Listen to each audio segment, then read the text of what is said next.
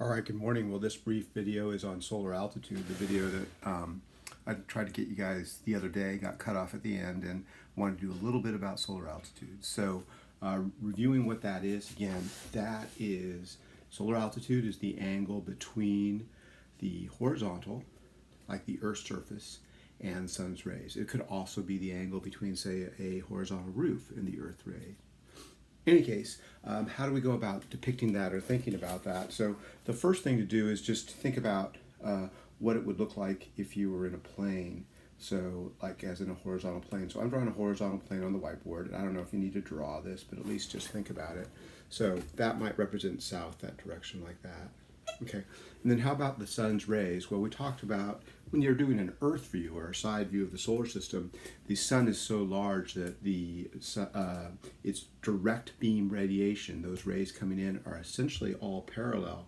So if you were out in a field somewhere, like a large grassy area, you can envision a bunch of solar rays hitting that surface, and they're going to come in at an angle. Rarely are they going to come on Earth, do they come from directly overhead. And there's going to be just a whole bunch of them. So I'll just draw a whole bunch in really quickly.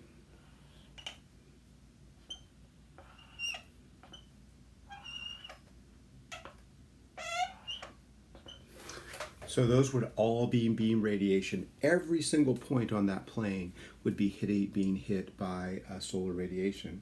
So how do you actually depict the angle? Well, again, it's the angle between the horizontal and the beam radiation coming in. So I could put a little horizontal dasher in there like that. And this angle here is alpha S.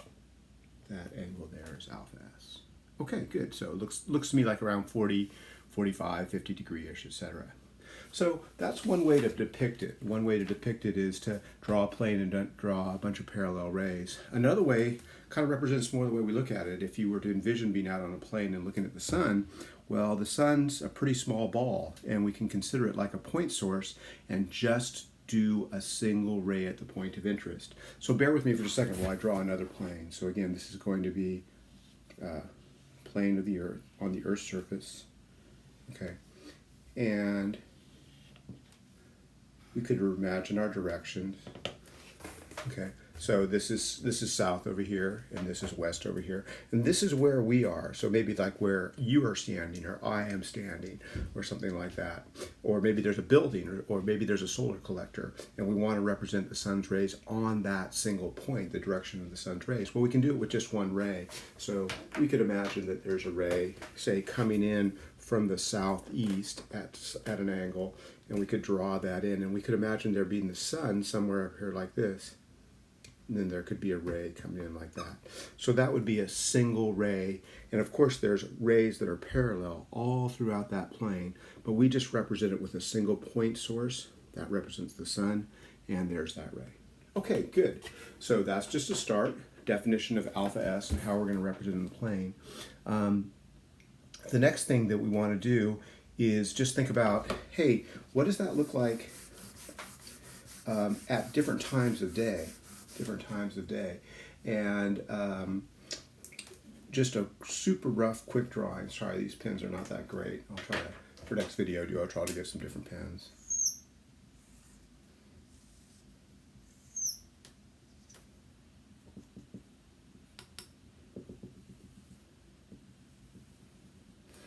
Okay, and of course you all know this, but just be, as you're biking around or walking around, etc., just be, at different times of day thinking, okay, where is the sun relative to the cardinal direction, relative to east, south, and west?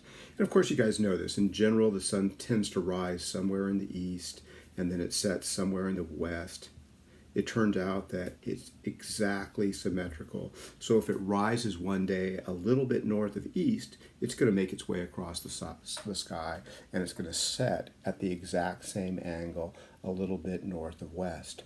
Perfectly symmetrical, and there's no mystery to that. The Earth is basically round, and you can as we do some work it'll make mathematical sense that that's what happens. And of course, at noon, it's directly to the south, and it's at some sort of elevation, so somewhere high up here like this, and the sun's rays are coming down.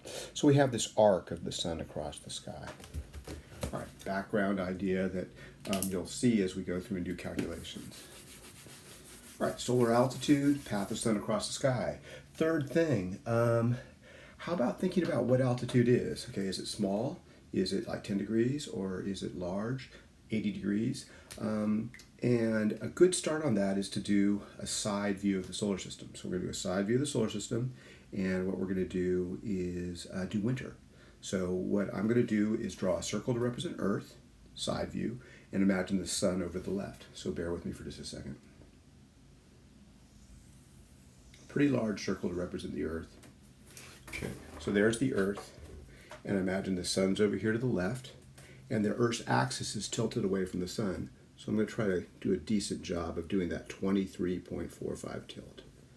So there's the axis, okay? And over here, there's all these rays coming from the sun, and they're all parallel. Some miss the Earth and keep going. Some actually are going to hit the Earth. Okay. All right. And right now what we're doing is we're talking about beam radiation, the radiation that makes it through the atmosphere and actually hits the Earth's surface. So let's do the beam radiation that hits the equator. What's that going to be like? So I'm going to draw the equator right there like that. Okay, and I'm going to try to do a line that's parallel to those lines I see coming over here like this. Or in other words, parallel to a line from the center of the Earth to the center of the sun over here like this. Okay, so, hey, there's that point like there. What's the altitude then? Well, you got to remember that the Earth is huge, and to us, when we're on the Earth's surface, it appears like a plane. So I could draw a plane there like that. If I took this curvature and just made it huge, okay, and had this point right here like this, it's almost like I'd have a flat surface from there to there. Almost like a flat surface from there to there. So I'm just going to draw a flat surface like that. Okay? And then what we want to do actually is get the angle between the horizontal, okay, and the sun. The angle between the horizontal and the sun. And you can see that angle in there. Okay, I'm going to draw it again in just a minute, but let's do a point a little bit further north. Okay, so Sacramento is around 38.5. Up in Alaska, it's about 60. So I'm going to do somewhere in Alaska or something like this. Okay, so I'm going to just say, okay, I'm going to draw a tangent line to represent the plane of the Earth. And then from this point, I'm going to do a parallel line like that. Okay, so altitude is the smaller of the two angles. I've got an angle here like this, and I've got another angle like that. Okay, and so right here would be alpha sub s. So I'm just going to draw alpha. I'm not going to do the subscript. So there's alpha in there. That angle right there like that is alpha. Okay, and then up here, up north, alpha is that angle like that. So you can see, by the way, I should have said what time of day is this. These points are closest to the sun. You imagine like this point right here is going to end up rotating around the Earth, or rotating with the Earth as it goes around its axis. Okay, this point is closest to the sun. So these are depictions of alpha at solar noon. Solar noon. Okay, and solar noon is when the alpha is highest in the sky. And check that out as you walk around. So down near the equator, alpha is pretty large, whereas up in Alaska, alpha is pretty small.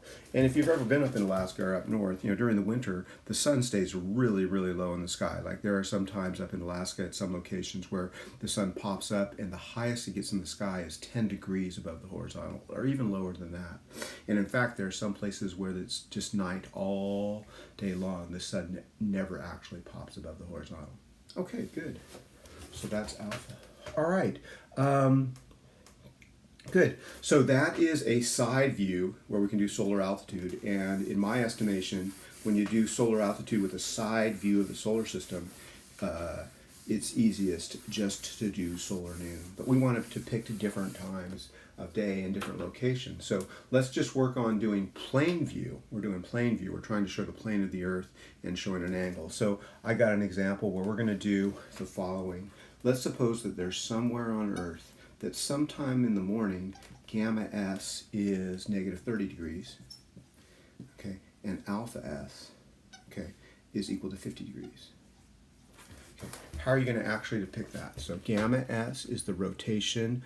These two values define where the sun is relative to the plane of the Earth, and gamma s is rotation from the south, and this is how high it is. So, really quickly, let's go through this, and we'll practice this more in class.